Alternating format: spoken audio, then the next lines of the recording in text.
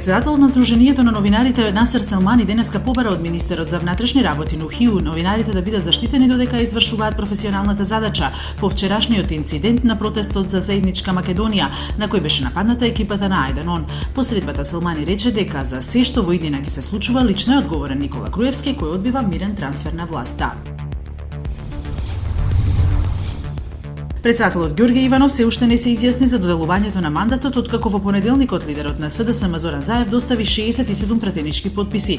Медиумите блиски до ВМРО-ДПМН објавуваат дека Иванов немал рок за мандатот, но дека можел освен потписи да бара гаранција од СДСМ дека новата влада не задира во уставот.